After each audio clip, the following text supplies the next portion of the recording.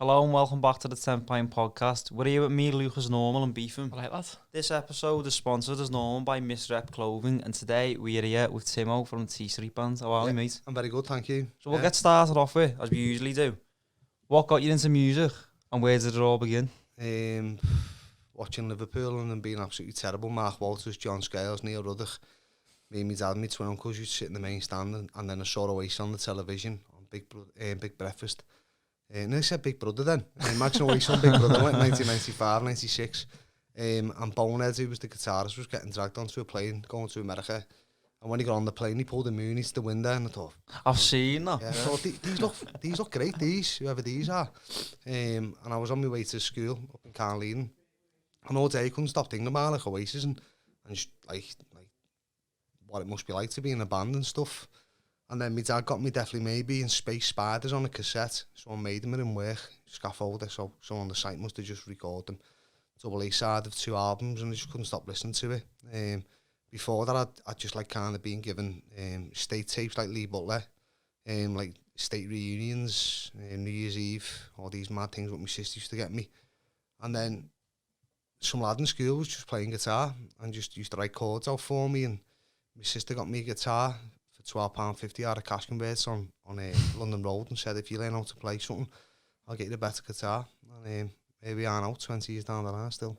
Well, probably all fucking 35 years by the feels of it. But yeah. Is the same Lee Butler you just mentioned, the same Lee Butler that's like on the radio now? Yeah, he's still on his 30th birthday party as well, I believe. Was he quite like influential? Was it in the 90s then? With the rave scene and 90s, stuff? Yeah. Was he quite a big name back then, yeah?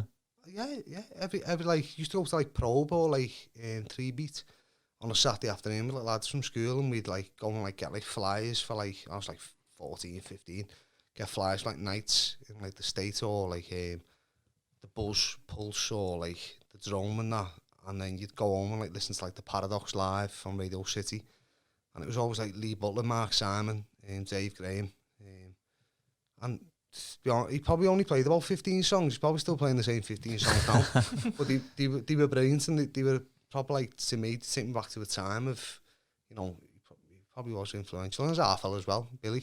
Yeah. Billy Butler. I've seen that.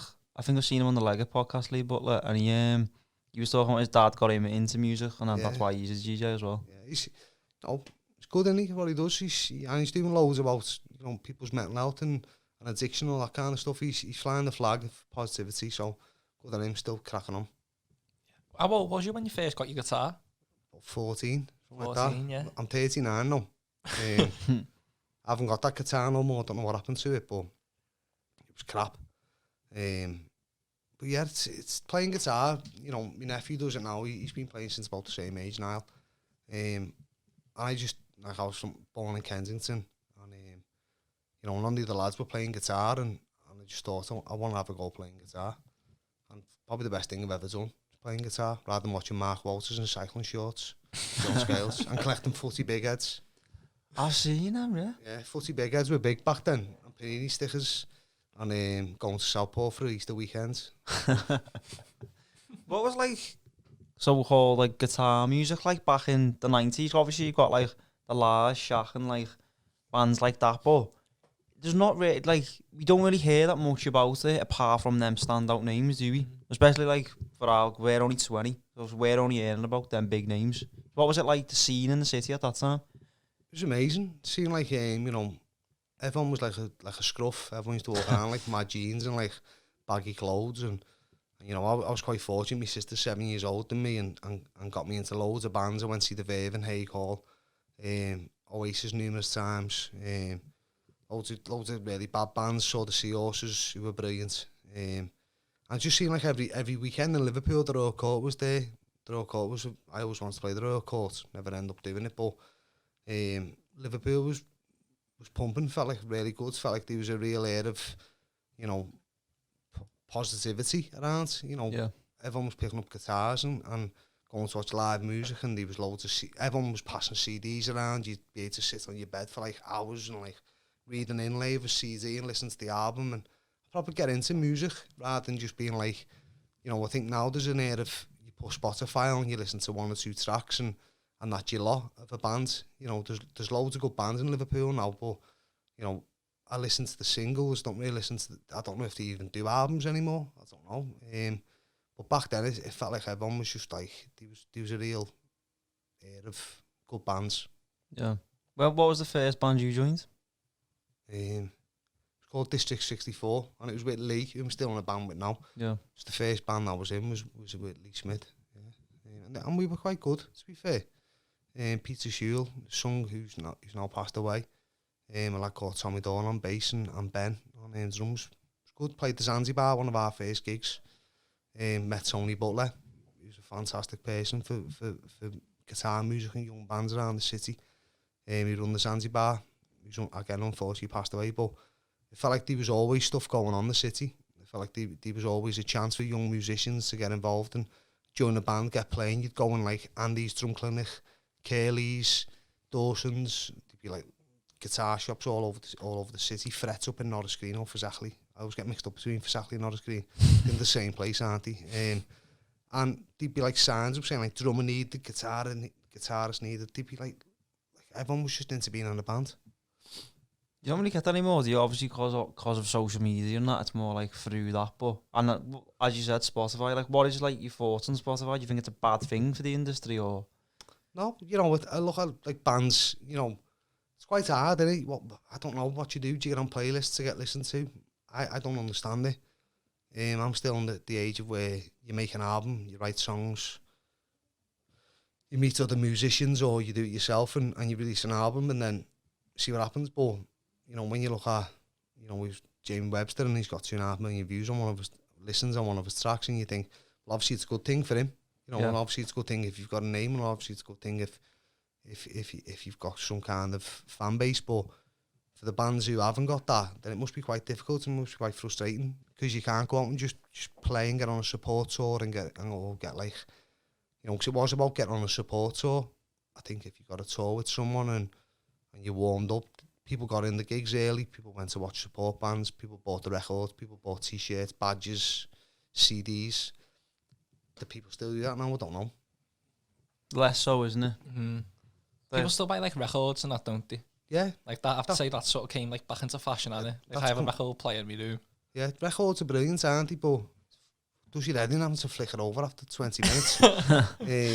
But you know, I've got loads of records, and you know, I do like CDs. I haven't got a CD player now, but I don't know. I just think for the young, it's so throwaway, isn't it? You know, everything's so throwaway. Without being negative about it, because it's not negative. If you're into a band, you're going to listen to it and listen to the band. But getting into a band and walking around in t-shirts, and you know, back then people were getting their hair cut like bloody the Gallagher brothers, and people were getting their hair cut like Ian Brown, and going to Affleck's Palace or in Manchester, or going to Quiggins in Liverpool to kind of be a part of something, you know, baggy like an Happy Mondays or fan, or a big pair of mad boot cuts and wallabies like Richard Ashcroft, and walking down Bowl Street barging into everyone like the Bittersweet Symphony video. You know, it felt like you was a part of something. You just mentioned like you've seen the Verve and Oasis before. Would you say the best band you've seen live is? Oasis, when I saw them for the first time, it was like seeing something, I don't know, I was 15 and I remember standing there and just think, it felt like I'd just witnessed something that was amazing. I don't know why now, looking back, because I try and still listen to albums, and I enjoy them, but I don't really go, oh, let's put What's the Story, Morning Glory on. But when I saw them for the first time, and they were like, literally, it felt like where you are away from me. It felt like life-changing. It felt like a massive change in my life. Where was that? In the gym. I saw them first in Amsterdam with the Seahorses supporting. My sister took me, and then the second time I was in the GMX in Manchester. I never went anywhere. I was too young. Main Road. I was too young. I was still probably listening to Steps or something. Or Lee Butler. I'd probably still dancing around my bedroom to Lee Butler, drinking alcohol pops. But yeah, it was amazing. If I was going to go to a gig, it would have been Main Road. Yeah, I would have loved to. I watched the VHS about Falling the Towns when I was a kid. You know, they were fantastic. Sure, Yeah, that was 25 years ago today, you know. Funny enough. Was it, yeah? Main Road, yeah. Seen that on Twitter before. It was 96.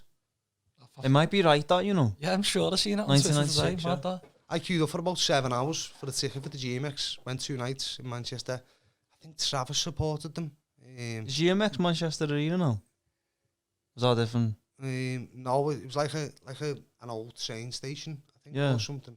Might be, I don't know. I've seen the gig, like, Yeah, on YouTube, yeah. they come out of a phone box. Some fella came on dressed like a butler. Yeah, I'm on Yeah, it, mate. it's, Yeah. 1997. I think he came on, The Boys Are Back in Town, Thin Lizzy was playing, and then some fella, then this music started, and I always remember, like, you know, proper butterflies, and then this fella came on dressed as a butler, and when he opened the phone box, Oasis walked on stage, and just remember thinking, yes, here we go, you know what I mean?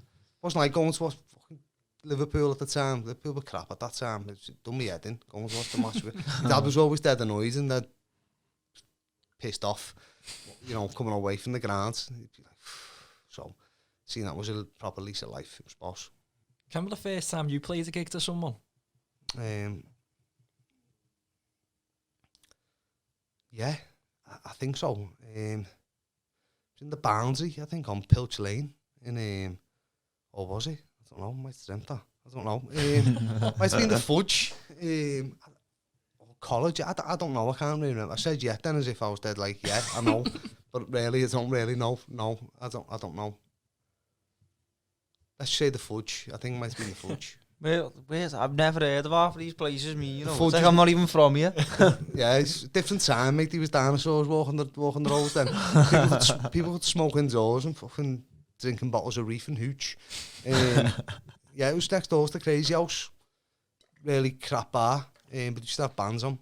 And again, at a time where bands could just get a gig anywhere, there was gigs on every night of the week in Liverpool. You know, when they used to ram about 4 or 5 bands on each night. And the community, I went to community college to do a music course. And again, that was, you know, I met lads who were similar mindset to myself, who were into playing music and into playing the guitar, and tutors, you know, who were proper inspiring and, you know, made you believe that you could do something around music rather than just being, you're fucking smelly, it doesn't get washed, so when you play guitar, because, you know, Spider was on Coronation Street back then. There was a fella called Spider, he used to climb up trees, and I think he was into all voices and that. So yeah, rather than being like, he was, you know, give you like a thing where he was into it. So when did you join the T Street band then? We formed the T Street band after we played in a band called the Maybes, so it was about 2003 or something. Again, I'm not very good with dates, but I think it was around 2003, so it's been a long time. Hang on, what year are we now? 2021. 2013 it was, not 2003. Missed 10 years off my life there. About 2013. So how did that come about then, like the transition from the Maybes to the T Street band? Just getting off of the gig. I was thinking about this day because I thought this come up and Greenfields, we got offered the gig by our mate Julia Bruns, so we got the band together, got these tunes, went to Greenfields. We played Matthews Tea Festival that day in Williamson Square, and we turned up at Greenfields and we were like, fucking, this looks boss. The tent was chocker. Some DJ was on before us, sun was proper shine, everyone was fucking with sunglasses on having a good dance. And Dominic hit the first snare drum and the tent just cleared out. And there was about 4 people there. But it was boss, you know, really good. So like that, you know, we had a gig, so we had to form a band, and then we had, what year is it now, 2021, probably nine years down the line, yeah. What'd you say, like, your best memories are with T Street band? I've had some good holidays, been to Seoul a couple of times, been to America, Utah with Red Touch Media, around with the Anfield Rap. So playing away, I always wanted to get my guitar off a conveyor belt and be in a different country off the back of playing guitar, go to a really nice place. And so the holiday side of it is really good, but I think, you know, playing on the Albert Dock, when we played the Liverpool Loves Festival, Sound City a few times, and I think when we've done our own gigs, we've done Camp for Fairness once, I think we've done about 1,000 tickets or something, and that was really good. If, you know, because you're in a band with your mates, writing music in the bedroom and putting it together with your mates and rehearsing, and then people are buying tickets and coming down to watch it, and they're into it, and they're having a really good time off the back of you playing music with your mates. You know, there's nothing better than it. So there's some nice memories, some I can't remember, but around, yeah, probably am going on Aldi. Yeah. You've got any mad stories then from like, what did you say, Soul? Soul, Yeah. yeah. No matter where you've played Korea, that is quite, that's Twice, like yeah. the other South side Korea, of the world, isn't it? Yeah. And it was, you know, when you go on in the morning and you're waking up and you bloody go on the plane with your mates to Seoul, you know, 'cause my mum and dad, you know, they're proper into me being in a band. They're like really proud about, you know, they think, fucking is right, you know what I mean? You play guitar and you're in that 1% who actually make an album and go away and do these things which you dream of as a kid. And then we done a gig in Seoul and it was fun. It was absolutely brilliant. You know, they were proper into it. And you know, it's boss. It really is. It just feels brilliant. It feels like you paddied the baddie and you've won like a fight in the UFC. But you're not as hard as him. Yeah, it's just, you know, it makes you feel really good. You know, and so Seoul's boss. Seoul's, if anyone can go to Seoul on a holiday, Jib going to New York and go to Seoul because it's fantastic. You said you played at Utah as well. What was that like? Good, yeah. That again, I don't know anyone from Kenny's been to Utah in Salt Lake City, so that again felt brilliant and one opportunity, you know, to go over there. And we played the Sundance Festival. I think we had about 10 days over there. Went to ice hockey matches, went to bloody JFK's niece's house up in some Alps or something, to some party. Great, really good memories. Who writes the songs then? Is it you or? Us all, I think, you know. You all chip in, yeah? Yeah, we all chip in. I'm never going to stand there and say, play this guitar part or let's say this. If you know, I'd say the second album we done was more a collective thing. First album's kind of people writing songs. But we never tell each other what to play. We just, you know, it's all individual. We're all 20% or 25%, you know, it's totally equal. I'd never like to tell someone what to play on their instrument because then it just sounds like me playing everything, whereas, you know, Lee's a better guitarist than what I am. Nick can play bass better than I can. Tom can play drums better than I can. So, you know, we all write together. How did it come about you releasing City Pets as an album? Yeah, I've done 2 over lockdown. I was just bored. I was getting up about 4:30. Did you just do all that? Like during lockdown, yeah? Yeah. I had a Mac and I just didn't know how to use in GarageBand. And I was proper, like, just bored. You know, like, my wife was pregnant. And I was getting up about 4 o'clock in the morning. I was just like, this is shit. I need to do something. So I just thought, let's just do some tunes, you know, and done an album, City Pets, and then asked Modern Sky, and they said, yeah, we'll release it. And then I'd done another album. Basically, I'd done it in 8 days. I never wrote any songs, just wrote them as I was playing them and going with it. And then done the Central Youth Club album, and then Modern Sky said, we'll get Blood Records, there was a double album. So came out of the last 9 months with 2 albums, which, you know, felt proper like, you know, good. It was just dead easy way of doing music, because when you're in a band, it's, you know, everyone has their input. Everyone wants to get involved, and so it was quite liberating just to go, I'm happy with that. I'm just going to do it. And I'm not really asked who listens or who haven't listened. At the point of, it was a moment in time for me in my flat, doing something what was very positive for myself. I've came out of it with a lovely record.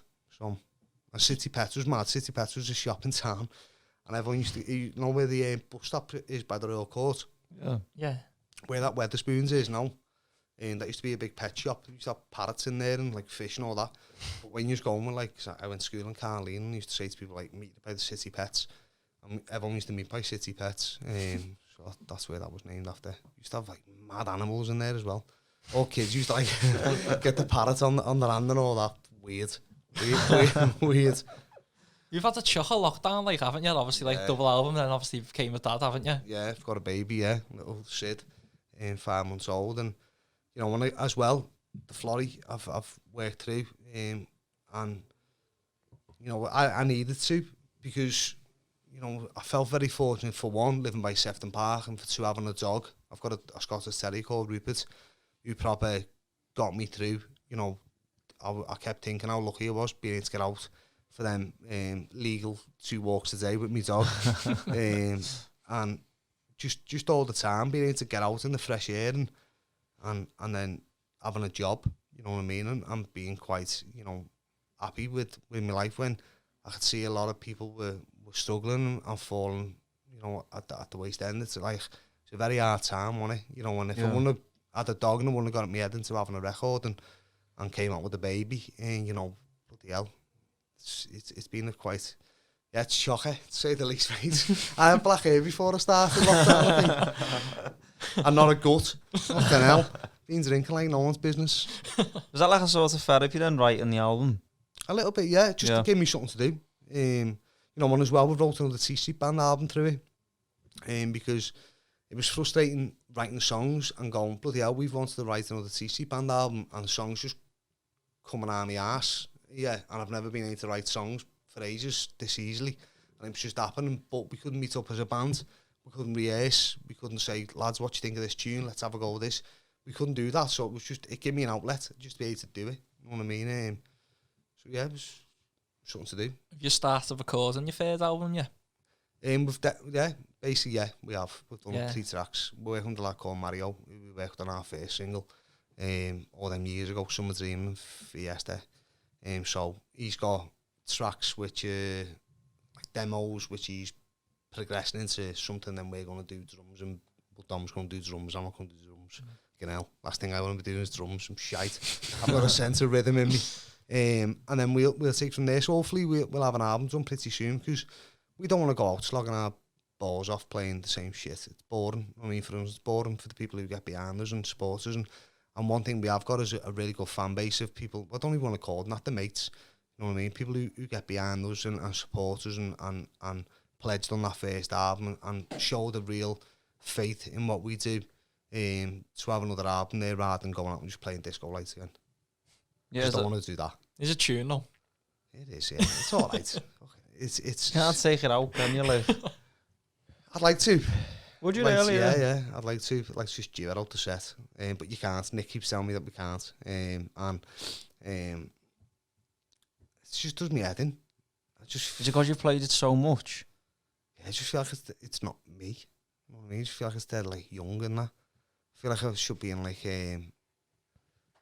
some young band. I've never really thought of that before yet. Like, It's a bit. if bands bit are playing cheesy. something that's related to, like, say, 10 years earlier or whatever, it must feel a bit weird.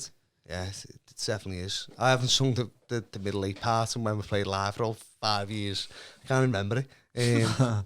But yeah, it's a cracking song. You know, I'd like, you know, we get tweets all the time. People put it on after in the gym, listen to Disco Lights, and just like, fucking hell, put something else on, mate. put a Fridge on or something. Yeah, it's a good song though. There was a post the other day on the Insta. It was like someone in the USA wearing it, listening to the Disco Lights. Get the PRS in off them. How much you be getting? About 0.6 pence for each time someone listens to it. So, you know, we need more than that one person in America listening to it, I think. What's like the new album like? Like, what's the sound like? What's it about?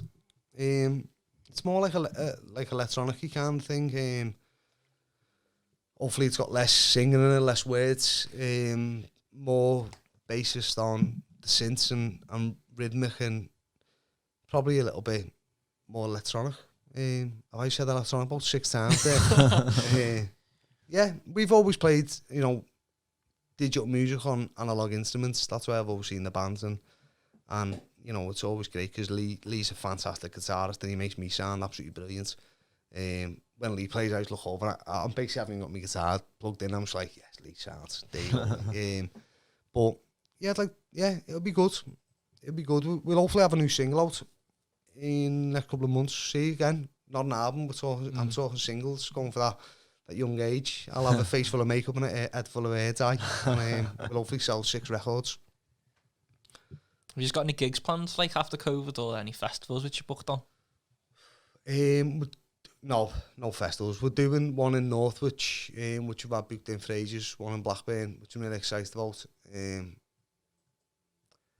and London, I think we're doing. But hopefully we'll do a few in Liverpool. Yeah. Where is your favourite place to play? Seoul. Yeah. No, probably Liverpool. You know, it's brilliant when you play a game in Liverpool and you've sold tickets. I remember playing District. We played District 2 nights. I think we sold out, and that was brilliant. You know, turning up and seeing all them people who again support you. It's like I can't get away from that thing of, you know, without people supporting you, it's like you just a load of lads playing music. Might as well be playing Pro Evo in the bedroom, and they get behind it and seeing them people have a soundtrack to their night and their life from music that we've wrote together is really, really, really good. Is it more... Sorry, Go on, you can go. Is it more nerve-wracking playing in Liverpool? Because Fernand said that. Maybe, yeah. Like he gets more nervous about playing here because all his mates and his family are here and all that type of thing, rather than say you're playing in London, for example. Yeah, you feel a bit of a knobhead. I think sometimes, you know, it's like there's that thing in it of, I don't know. There's a consciousness of thinking about how you're putting it across. Like you don't want to seem like a big time. You know what I mean? Well, I'm definitely not a big time. Fucking hell. Shop in B&M, mate, and home and bargain. Get me lager, have home and bargain. No, yeah, but I don't know. There's feel it. I've never got nervous before a gig in my life. Never, ever got nervous. But I do get this thing of, you know, I'd love to go on stage with a big pair of fucking sunglasses on like Nickel Tage, you know what I mean? A big Mac and that, but I'd worry that. I just worry, you know what I mean, about, you know, what that's it's given off. I'm here now, and, you know, this is what I want to put across, and that's Nick, you know what I mean? He wears his sunnies fucking in the Zoom meeting with us. You know what I mean? We have a Zoom meeting, he's in his with a pair of sunnies on. So, yeah, everyone's different and everyone, but is I wouldn't say nervous, it's just a different thing. Do you know, in terms of like artists and bands in and around the city, standing what you really like at the minute?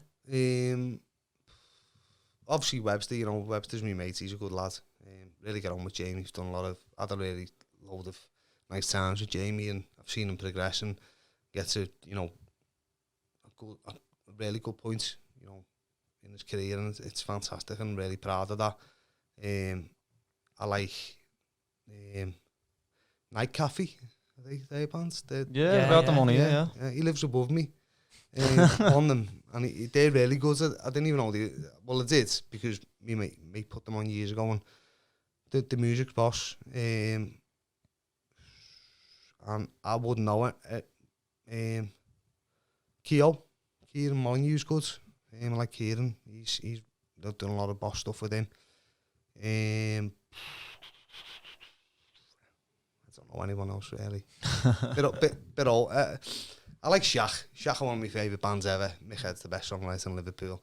And there's no debate in them people who say the Lars or Shaq. It's just Shaq. Come on, stop it. What's your favourite album by Shaq?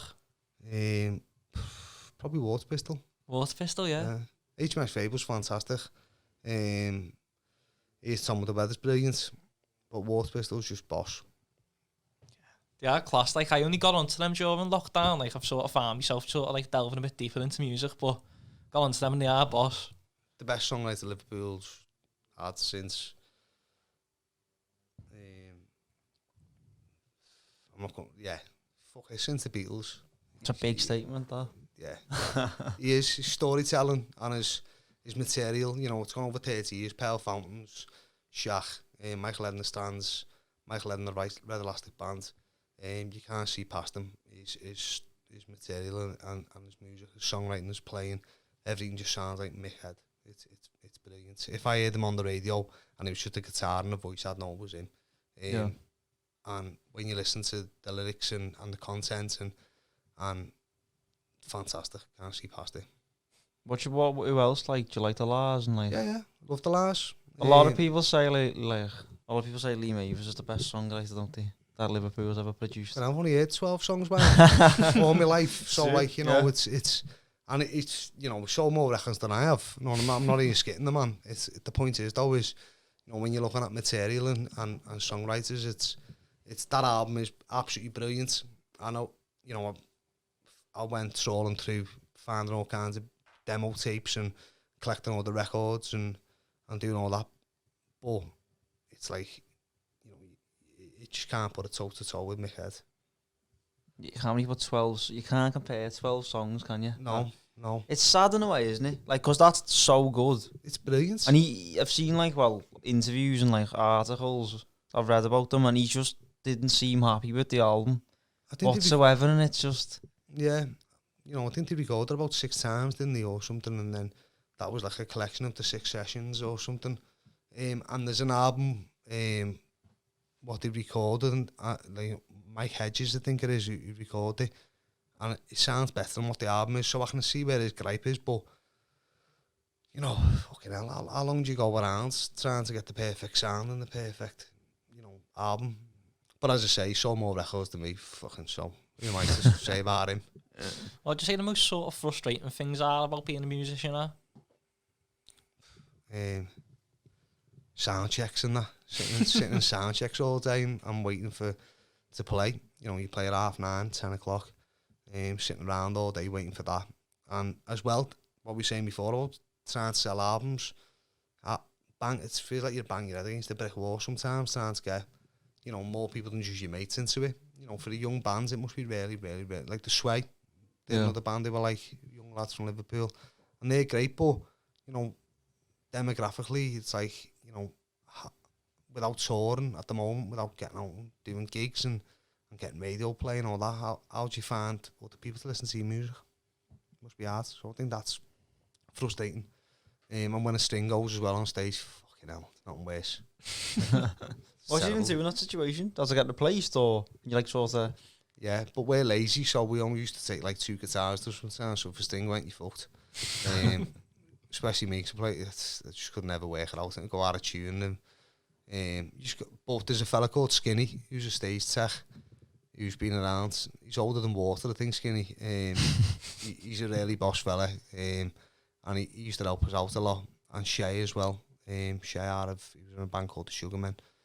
I think his band's called something like Station Agent. I just saw him before on the train actually, and he used to help us out a lot. So having that hands on stage when your string goes and they can just pass another guitar and you can crack on, then that really helps, because otherwise your head just goes, your head can fall off.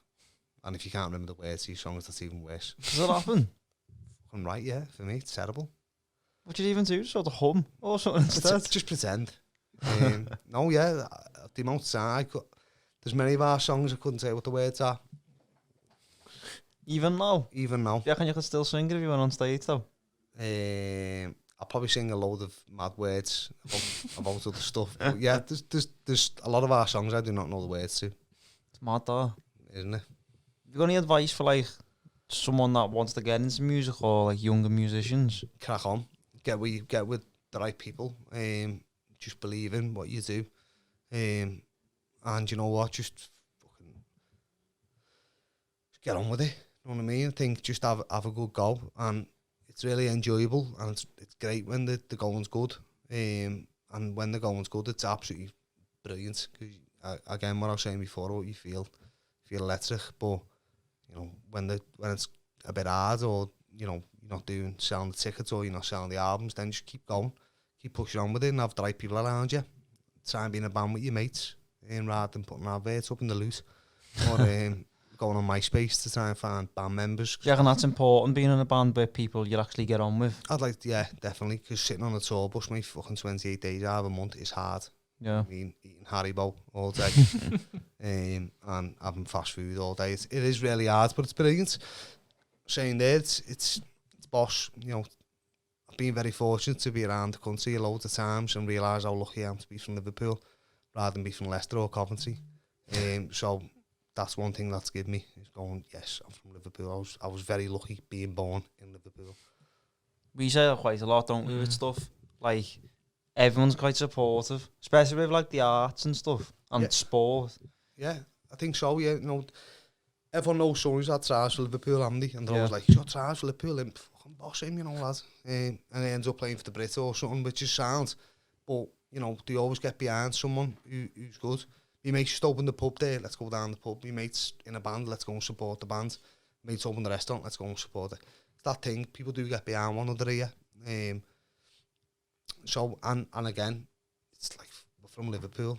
We're not from fucking Leicester and again, not against people from Leicester or Coventry, if anyone does listen from Leicester and Coventry, but That was it. I'm so made up from Liverpool. Do you have any more questions or I finish up? Yeah, now? so you work at the Florrie. So, oh my God, fuck that there. There's that Florrie Fest, isn't there? How did that sort of come about? We do it every year. We do a celebration of what the Florrie does, and we try and give something to the local community around music and arts, and so that's on the 28th of August. And tickets are on sale. Got Red Rum Club, acoustic, headlining, loads of other local artists, and we're going to announce loads more. And just to get people to see our beautiful building, you know, we do a lot. For, you know, I'm very, very, very proud about, you know, not so much what I do, but my colleagues and the volunteers who come to work at the Florrie. You know, people get behind what we do. And, you know, the people have done so much through putting their head in, like, you know, the fucking lion's mouth, basically, for over these last 14 months of putting themselves at risk of getting sick to help others, and to totally support people in our city who've been at need. And without things like the Florrie Fest, and without things like people making donations, and the Liverpool video we done with Lee, the King of the Dingle, Lee Swan, he's a volunteer. And without things like that, people coming and going, do you know what, we support what you do. And there's loads of organisations around Liverpool who are helping supporting people. But I think the Florrie's different. And again, I feel really, really, really proud and lucky to work in a place which is so inspiring. Yeah, it's Boster. Brilliant. I seen you were on, like, was it a Zoom with Marnie? Yeah, Manny said my name, the best I've ever heard my name said. He said, like, Timo, like, but it was, like, fantastic. The way he said it, I was like, he's right. You know what I mean? Everyone says Timo and that, but he probably just nailed it. And I was like, this Manny. And it was boss. I went on Anfield. I think me and Lee were the only people to have opened Anfield up for ever. Who haven't signed for Liverpool or been a part of the club. And to play under the floodlights was amazing. You know, it's looking back, it's like, you know, everything that when we saying before about the football and going to the match and as a kid and stuff, and then stood in front of the cop and just kind of like had a little minute to myself and just like, this is amazing. You know, where I am here, and looked up and just couldn't get my head around it really. It was like that kind of, you know, and then seeing Lee and how happy Lee was, and you know, knowing that someone who volunteers so much and puts so much into helping his community and his city, had the goodness out of his heart, not for any money, not for anything, just to help people, and to be paid back in a little tiny way of getting to score in Anfield, and you know, it was great, really good, really, really, really good. It was brilliant. That I remember seeing it on Twitter and just thinking, that's boss. Yeah, it was brilliant. And as well, like, it's kind of like when I done the Bosch night over in Madrid, because I played that day over in the square before the European Cup final. And that wasn't about playing. It was just like, it just felt really proud to be like part of something, you know, and part of like, not even being on the stage or being anywhere by there, just like, you know, here's people from my city showing a real good sense of togetherness and how happy they are. And it's about football, but really it wasn't about that. It was about proper like coming together in unison, and just like, it was brilliant. How many people was it the one where like James Webster was playing like John Power? Yeah. I've seen the video of it, like. Yeah. You won't seen the video on me. I was on about fucking 1:15, but it was still about 40,000 people, and I'm just... You're not nervous then? No. I don't know why. I don't even know what I didn't know what I was playing till I went on. And you know, it was lovely because Danny Nicho and Sean O'Donnell and Johnny Run Boss phoned me and they said, you know, there's a spot over there in Madrid, do you want to come? I was like, yeah, of course I do. You know, so I went on the plane with Sean O'Donnell and lad John Bruin, and went to Alicante via Glasgow. And that collection of days was just like, you know, forget even playing, forget even anything like that. It was just like an amazing time, you know, and I ended up coming back with the Anfield Wrap via France instead of going to Benidorm, which was mad. Got home 4 days later than I was meant to, but you know, that whole thing of being a part of something and being proud of being from this city, it was like, at that time, it was massive, you know, going back similar to working the Florrie and you know, doing that thing in Anfield and being part of a band. It's just like, do things that make you happy, make you feel proud and make you feel a part of something. You just mentioned you don't get nervous before gigs. What's on your rider? Our rider's boss, you know. I used to put down Haribo, Star Mix and dog food. So I used to get dog food from like different places, and this place in Hebden Bridge bought me this organic dog food for the dog, and I forgot and left it there, and I was like proper livid. Oh, you meant you was eating it yourself then, you know? No, my dad. No. My dad's mate though, he'd been out on the ale all weekend, and his bear made him a pie with dog food in it, right? He ate it after work. Next day, broke his neck. Trying to lick his bollocks. Fell for that one last thing, yeah. Sorry. What did you say the best venue you played is? The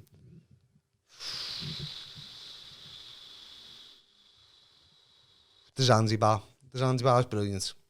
When the Zanzibar was at you know, at a time where you know, the crowd are that close to you, and it's roasting and the sweat dripping off the ceiling, and the sound's brilliant, and you can see people's faces. Zanzibar in about 5 or 6 years ago was fantastic, and before that.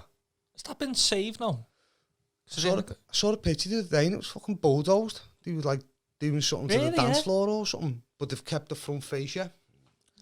Whether or not that's true, they're doing all kinds, aren't they, behind our back? I thought it had been saved, me, like. I thought I seen something on Twitter about that. Like, obviously, because then there was the GoFundMe or whatever it was, weren't it? And he had to raise, like, a certain amount. But I thought that had been raised and it had been saved. Because everyone was put it up, weren't they? Loads of bands saying, like, Boss and that. Yeah. I saw all that, but then I saw a picture of, and it was from the door in, and it was a fucking bulldozer, and you could see the jacaranda or something behind it. But they'll open again with the new dance floor. Hopefully it's got all lights on it, like John Travolta and Saturday Night Fever or something. But I hope they save it. You know, we need more venues like that. We need more people like Tony Butler who run the venue, the Zanzibar. We need people who believe in giving young bands an opportunity, and we need people who believe in what they're doing rather than just coming for a quick buck. They need to get into something and start investing time, effort, money, and supporting young bands. Definitely. That comes from the top, though, and as we seen, like, was it Rishi, is it? That's his name? Oh, yeah. And he was saying, like, musicians need to, like, retrain and all stuff like that. Who's Rishi? Is he the Home Secretary, is he? If I'm right in saying? Yeah, but fucking hell, come on. I mean, he hasn't got any angle on what we're doing in Liverpool and you know, what the young bands are doing. Young bands need to just get out and get behind selling tickets, and then the venues and the places, and if we've got them here, we'll give them opportunity to play there. Fucking, he hasn't got a clue in, mate. We don't even, none of us even know his name. I don't even want to say his name. I know who the prick is, but I'm not going to say his name. Yeah. Bleep his name out. Yeah, let's just cut that part. No, yeah, we have though, and we've got to have people who believe in it. The same as the lads who and the girls who are in bands and musicians. Got to have the people who run the places who are giving them an opportunity, because without it, you know, we're just a load of bands playing in rehearsal rooms and bedrooms. Yeah. What'd you say the most bizarre venue you've played in is then? Or like strange? Hebden Bridge was pretty mad. I went there the weekend as well, but Hebden Bridge, the trade club, it felt weird, because Hebden Bridge is quite weird in a good way. And it was boss to give us they made all homemade food before we played as the rider, all like vegan curries and all that, which was mad anyway. And the venue itself was pretty mad. But other than that, we played in a place called the Hard Rock Cafe in years ago. We took a double-decker bus to Blackpool to do a gig in the summer. This place called the Hard Rock Cafe, and the support act were called Smackhead. But it was spelled SMAQUE head. And it was on the third floor. It was when we got the venue, Crazy in Love was on. the telly by Jay-Z and Beyonce. So that's what every year that was out. And I'm thinking, fucking hell, I've never heard this song, but it's going to be massive, this. And the singer from Smackhead went all the way downstairs with a cordless microphone and sung from in the street. So his band were playing up in the gig venue, That's and he mad, was on the though. street out the window with the vest on in Blackpool. Fucking mad. That's scatty, that, He you know. was scatty. That's mad. He was mad, him. Smackhead. I hope they're still going. Smackhead. If they're listening, Smackhead, I hope you're still going. Where were they from? Blackpool? Yeah. I watched the Boss program the night as well about Brits in like seaside resorts in England. And it was about like Blackpool, Scunthorpe and somewhere else, and it was fucking absolutely mad program. But it was like loads of people like the lad out of Smackhead on it. Got any more mad stories that you can tell? Like, When Nick filled a diesel van up with petrol. Late night coming home from somewhere, and we had to go and stay in a mad hotel, but Nick ended up sleeping in the van because he felt like he was like, no, I need to sleep in the van and wait for the AA, and that was mad. So we were all livid. I think it was on our way home from like Newcastle or somewhere, and it happens, doesn't it? Because you're tired. It's very tiring. Never mind when you're driving as well as gigging, and you know, if you drove about 4 miles, it was like. We'd filled it. Well, we filled it full of petrol instead of diesel, or vice versa. And then the rest, I can't really remember many of them. There's been loads of them. Some lad said to us in Sheffield once, we used to over because toilets are horrible when you're on tour. No in venues, toilets are shady, aren't they? Come for shite in a mad toilet.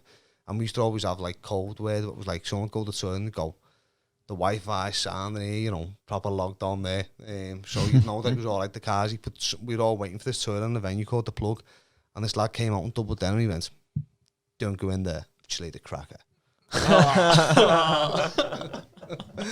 That's about as mad as I can think of. There's been loads of mad shit, but I can't think of it off my head. I'll make a journal one time. where's your biggest fan base outside of like Liverpool? I don't know, probably London, Manchester somewhere, or maybe Seoul. I don't know. I don't know. I don't look at like that kind of stuff on the Spotify and that you can look at it, can't you? I know that people in Russia listen to us, which is mad. Let's go there, Russia. I'd love to go to Russia. Probably Moscow or something. Yeah, just anywhere in Russia. Shooting in the crowd. Yeah. Let's get like one then, like mad like Russian scrans, you know, like a big cold soup or something. Oh yeah. I like one of them, I think, with a big hat on. Like, I don't know. I don't know where our fan base is. Probably Liverpool, Manchester, London, and then there's a lad who proper loves in. I think he's in Halifax. I think he counts about 400 people. How much he's into the band? So Halifax has got a big fan base. Any more questions? Yeah, what would you say your top 3 favourite songs from like a Liverpool artist are of all time? Or band? It's got to be the same one. Nah, different. Undecided by Shaq. I went to see the Beatles thing, went to listen to the Beatles thing on the Albert Talk when they done that Sgt. Pepper's in like 5D, and it was like amazing. So I went off Sgt. Pepper's because one album by the Beatles, and there's a lad called Philly Moore. Have you heard Philly Moore? I've listened to Philly Moore. I think he's from Birkenhead, so I don't know if he can be counted as Liverpool, or Rock Ferry might be from. He's got a few good songs, well, a load of good songs. And I'll have Doldrum by the Lars, no matter how much it's just fucking said. I'll have that. I'd love to get him on the podcast, you know, Lee Beavers. Can't see that happening, like. Never know.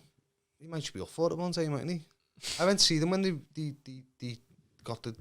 done something together in 2006. Went to Dublin, Manchester and Liverpool to watch them, and in Dublin they were absolutely brilliant. But then I think they got rid of the drummer or something and got the gardener in on drums or something like that lines. Something like that. But the brilliant. No, I'm not going to start going the brilliant. That's what been saying before. Fucking Mick Head wipes the floor with them. No, you can say they're better. It's like saying Messi's better than Ronaldo. Ronaldo's still brilliant. It's just Messi's better. All right. I'll have that then. Yeah, I'll have that. Yeah, they are still brilliant. You know, I love that album. It's fantastic. And there's that track, is it called Something I Said? Have you heard that on YouTube? It's like a mad French channel, what they're playing, like a last song that isn't on the album. No. And it's called Fishing Net, Something I Said. It's a look at that. Brilliant. That rings a bell, that. It's brilliant. Yeah. It's brilliant. So if they were moving on that direction, he's the best songwriter since John Lennon. What'd you say the best compliment you've ever been given as a band by someone? I remember listening to Radio Merside and again Mick Ed said that he wished he'd wrote Disco Light and called us all jammy bastards or something, which was good. That's boss, that. That was good. I think we've used it on every single one of our press releases for about 5 years, but he did say something along them lines. We always ask as well, what's your favourite pint? I love a Corona in the Angus. The Angus on Dale Street, and they've just opened one, the Coach House up on Maryland Street. I've been doing Corona in this amazing glass with a slice of lime to keep the wasps away, and it's lovely. Yeah, I've seen it there. We've got a few tickets for gigs there and that. You're playing there, aren't you? We're playing there, yeah. I think it's June. We sold out the gate thing in about 2 seconds to 40 people. So that made me feel good about myself. No, but it's what a place, you know, a pub doing gigs and again putting gigs on. A massive collection of loads of different artists and bands, everything from the real people. You know, John Powers played there loads of times. Peach Fuzz. There's loads who were playing there. Like the Blue Tones and we're playing. So, and Shipbuilders are good lads. They're really good. So what a place. I love going there, the Angus, and it's always I can't wait for it to reopen in May. Is it May when you can start going May inside? 17th, innit? May 17th. Precisely. Yeah. It's sad the way I know that, isn't it? I've been going sitting out all the time, loads of different pubs, sitting outside, but we just haven't got the Spanish weather, have we? Yeah. It's too cold, isn't it? It's fucking freezing. I'm like an onion. I wear about 8 layers. I was taking layers off outside when you turned up before. I've got like a t-shirt, a shirt, a fleece and a jacket on. It's like not even that cold, but I probably feel the cold. Yeah, so thanks very much for that, mate. Appreciate it. Thank you. Next one. And we hope you all enjoyed it. And don't forget to like and subscribe. Thanks very much. Brilliant.